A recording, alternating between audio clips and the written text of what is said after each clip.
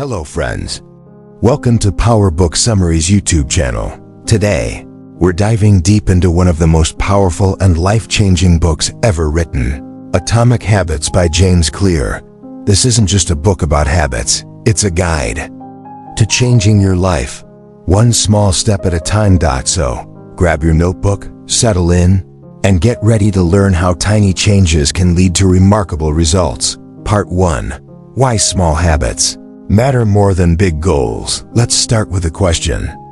Why do some people succeed while others struggle, even if both of them set the same goals? Think about it. Two people want to lose weight. Two students want to score well in exams. Two entrepreneurs want to build a successful business. They all have similar dreams, but their results are completely different. Why? James Clear says, goals don't determine success. Systems do. You see, goals are good for direction, but systems are what create progress. You do not rise to the level of your goals. You fall to the level of your systems. James Clear. This quote is the foundation of Atomic Habits. The idea is simple. Small, consistent improvements every day can lead to massive success. Let's break it down. The power of 1% better every day. Imagine this. If you can get just 1% better every single day, you'll become 37 times better by the end of 1 year. Just 1%. That's barely noticeable. But over time, it compounds like interest in a bank account. Let's look at a quick example. If you eat one unhealthy meal, it doesn't make you unhealthy. But if you eat junk food every day, you'll feel the impact over time. The same is true for good habits. One workout doesn't make you fit, but working out regularly, even for just 15 minutes a day, transforms your body and mind. This is the compound effect in action. It works both ways. Good habits build you up, bad habits tear you down. Habits are the compound interest of self-improvement. Clear says, habits are the compound interest of self-improvement. That's a powerful idea. Just like money grows when it's invested wisely, your identity, your mindset, your skills, they grow when you invest in small good habits. Success is not a one-time event. It's the result of daily disciplines repeated over and over again. And here's the truth. Most people quit because they don't see results immediately. All big things come from small beginnings. Just like a seed grows into a tree. Slowly, invisibly, your habits shape your future in silence, until they finally show. Systems versus goals. What's more important? Let's explore this idea more. Imagine two runners. Runner A focuses on the goal. I want to run a marathon. Runner B focuses on the system. I'll run 2 miles every day, no matter what. Who do you think will succeed? The one with the system, not the goal. Here's why. Goals are temporary. Systems are forever. Once you hit the goal, what's next? Lose 10 kilograms? Then what? Read 30 books? Then what? Without a system, most people go back to square one. They yo-yo between success and failure. But with a system, success becomes a byproduct of your daily routine. Identity-based habits. Now here's one of the most powerful ideas in Atomic Habits. True behavior change is identity change. Most people try to change their habits by focusing on what they want to achieve. But James Clear says, focus on who you want to become. Let's break it down into 3 levels. Outcome-based habits. I want to lose 10 kilograms. Process-based habits. I will eat healthy and exercise daily. Identity-based habits. I am a healthy person. Which one is the strongest? Identity-based. Because when your habit becomes part of your identity, it becomes automatic. Example colon. Instead of saying, I'm trying to quit smoking, say, I'm not a smoker. That one shift from action to identity changes everything. If your identity is, I'm a reader, you'll read. If your identity is, I'm a runner, you'll run. How identity shapes behavior. Let's say you want to build a habit of reading.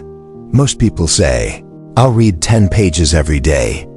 That's good, but if you tell yourself, I'm the kind of person who never misses a day of reading, now your identity is aligned with your action. The more you act like the person you want to become, the more you start to believe it. And the more you believe it, the more consistent you become. That's the magic of identity-based habits. The habit loop. Cue, craving, response. Reward. Every habit follows a loop. James Clear calls it the 4-step habit loop. Cue, something that triggers the habit craving, your desire to act. Response, the actual behavior. Reward, the benefit you get. Let's take an example. Cue, you feel stressed. Craving, you want to relax. Response, you open Instagram. Reward, you get dopamine and feel better for a moment. This loop happens over and over until it becomes automatic. Want to build better habits? You need to master this loop. And that's exactly what James Clear teaches in the next sections of the book. Law 2. Make it attract. Let's be honest. We are much more likely to do things that feel good. We're drawn to rewards, pleasure, and comfort. Our brains are wired that way. That's why scrolling social media, eating fast food, or binge watching Netflix is so easy. They're instantly satisfying. But working out, reading a book, or saving money, those habits often feel boring or hard at first. So how do we fix that? James Clear says, make your good habits attractive, because when a habit feels fun, satisfying, or rewarding, you'll naturally want to do it again and again. The role of dopamine inside your brain. There's a chemical called dopamine. It's what makes you feel excitement, pleasure, and anticipation. Here's something surprising. Dopamine spikes before you get the reward, not just after. That means your brain gets excited about the possibility of a reward. This anticipation drives motivation.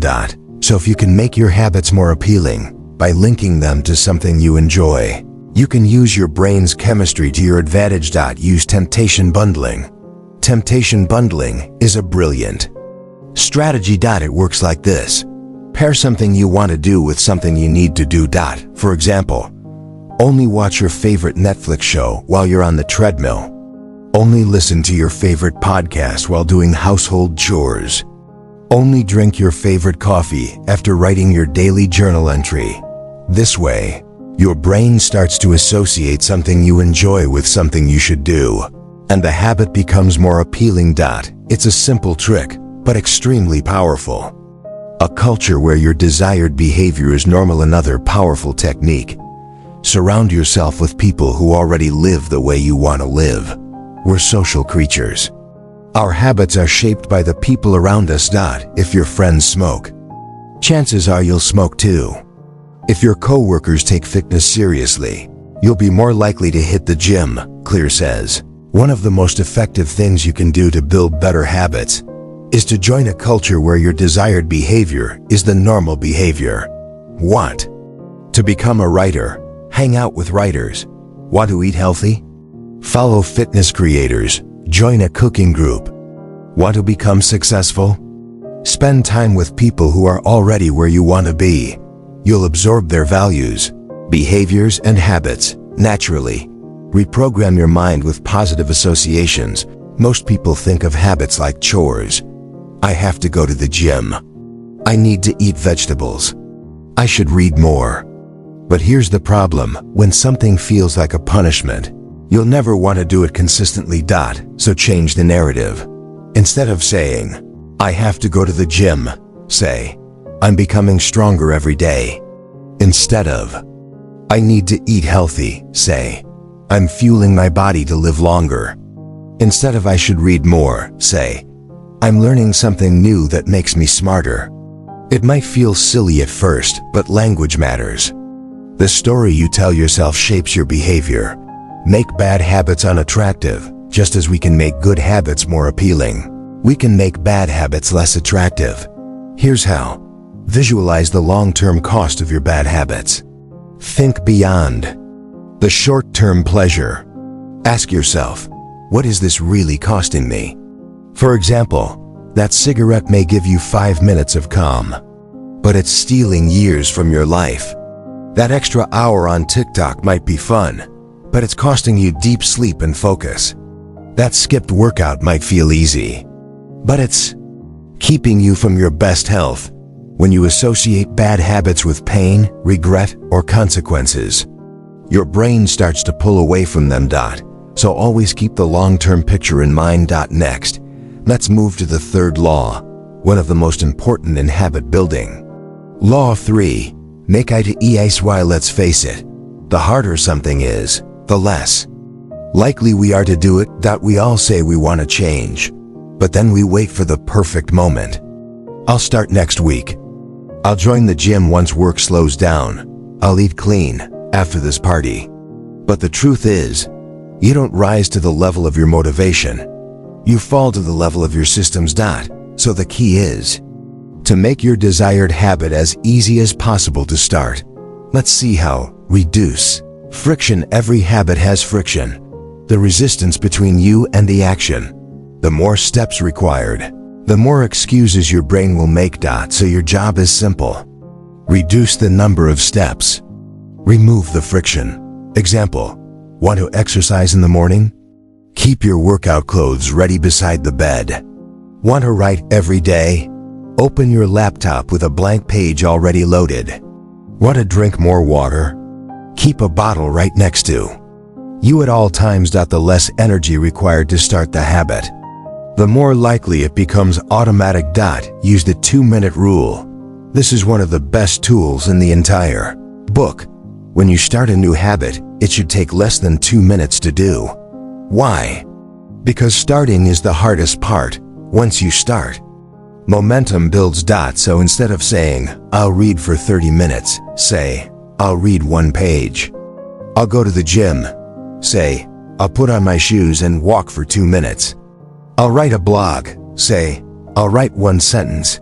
Of course, you'll often do more, but the 2-minute rule makes it easy to begin. And starting is winning. James Clear says, a habit must be established before it can be improved. First, show up. Then build from there. Use automation. Technology can help you make good habits automatic.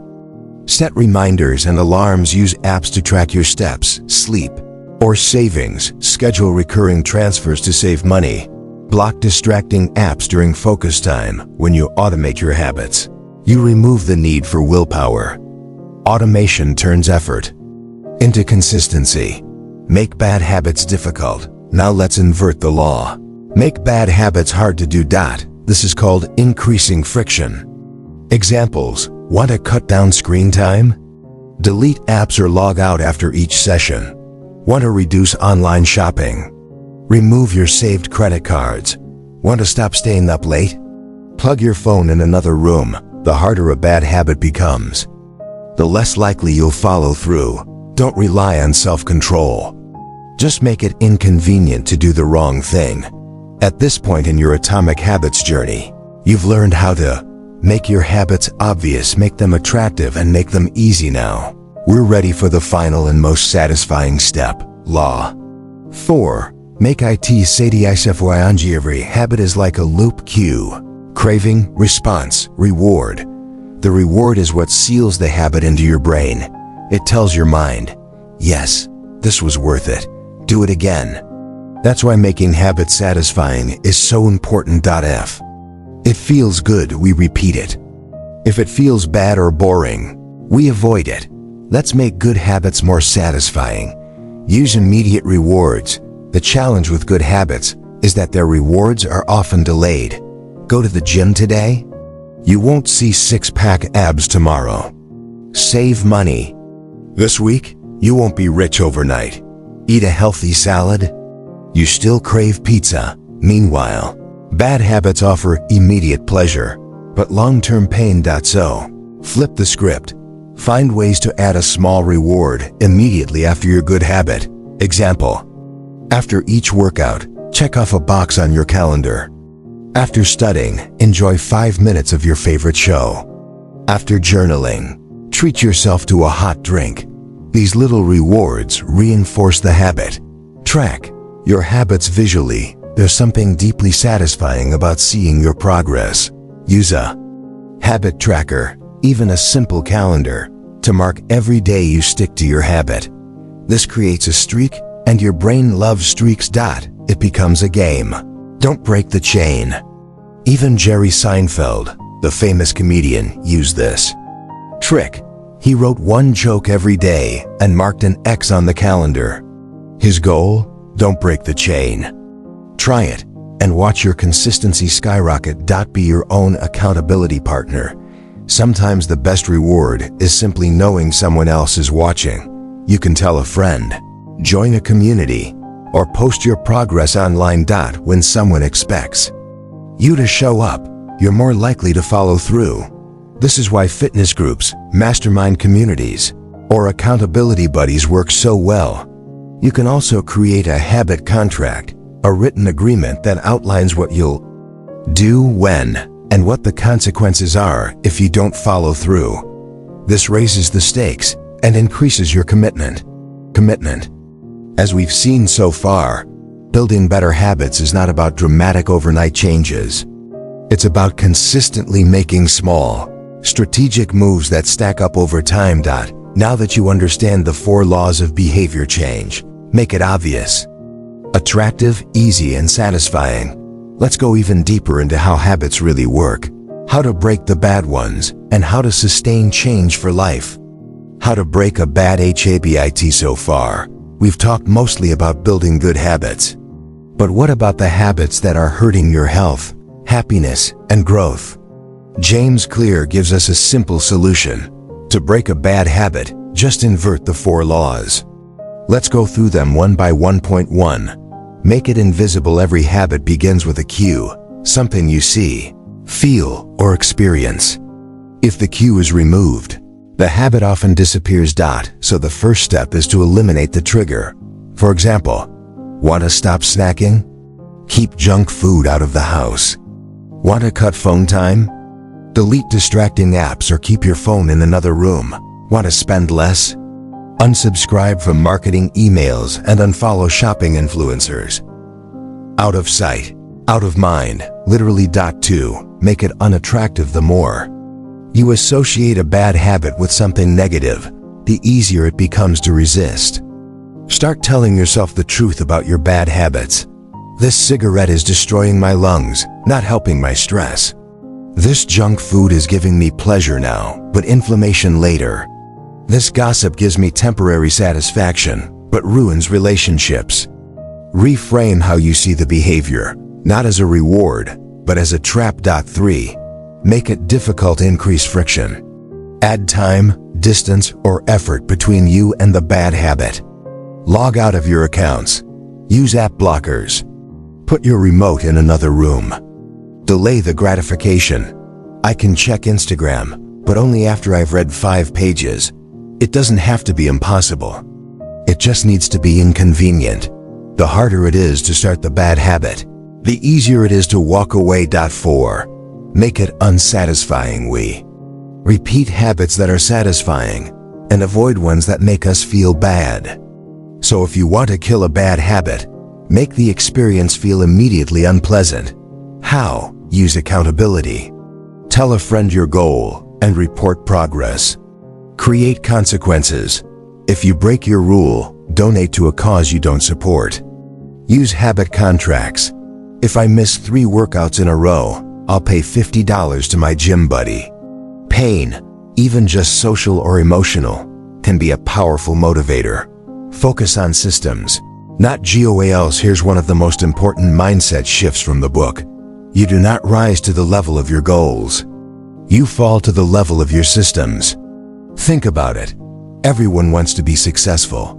Everyone wants 6-pack abs, more money, or better focus. Goals are easy to set, but hard to reach, because goals don't guide your daily actions, systems do. A goal is to lose 10 pounds. A system is working out 3 times a week. A goal is to write a book. A system is writing 300 words a day. A goal is to grow a YouTube channel. A system is uploading once per week, every week. It's your systems, your daily habits, that shape your results. So stop obsessing over the finish line. Focus on building the habits that naturally get you there. The plateau of latent potential. Here's why most people quit too early. They expect instant results. But in reality, progress is often invisible in the beginning. You're building momentum behind the scenes. Imagine you're heating an ice cube in a cold room. The temperature is rising. 25 degrees, no change 26, nothing 27, still ice 28, 29, 30, 31 degrees, the cube finally melts. Was it that last degree that made the difference? No, it was the entire process. Habits are the same. You may not see results for days, weeks, or months. But that doesn't mean they're not working. Mastery requires patience. Breakthrough moments come after many silent repetitions. So keep going. Your work is compounding. The golden rule: never miss TWIC. Everyone slips. Even the most disciplined people skip workouts, eat junk, or fall behind. That's normal. The key is, never miss twice. Miss a day at the gym? Get back tomorrow. Messed up your diet? Eat clean the next meal. Didn't meditate this morning? Do it at night. Missing once is a mistake. Missing twice is a new habit. The faster you bounce back, the stronger your identity becomes. Identity, the deepest level of habit. Let's revisit the most powerful idea from the entire book. True behavior change is identity change. Most people focus on outcomes. I want to be rich. I want to be fit. I want to be confident. But outcomes don't last without identity. To change your life, you must change the story you believe about yourself. Start saying, I'm the kind of person who never misses a workout. I'm a disciplined creator. I'm a reader. I'm a person who takes care of their body. Every action you take is a vote for the kind of person you want to become. You don't need perfection, just enough votes in the right direction. Small wins repeated consistently reshape your identity. And once you believe something about yourself, you act accordingly. Becoming 1% better every day. Let's say you improve just 1% each day. Doesn't sound like much, right? But over a year, 1% daily improvement compounds into 37x better. That's the power of atomic habits. Tiny actions, repeated consistently, compounding over time. Success isn't about intensity. It's about consistency. It's not about being perfect. It's about showing up. Final takeaways. Let's bring everything together. Small habits matter. Tiny changes can lead to massive results if done consistently. Your identity drives your behavior. Focus on becoming the type of person who does the right thing. Design beats motivation. Shape your environment to make good habits easy and bad habits hard. Habits compound. Both good and bad habits multiply over time. Choose wisely. You're always building habits. The question is, are you building them intentionally or by accident?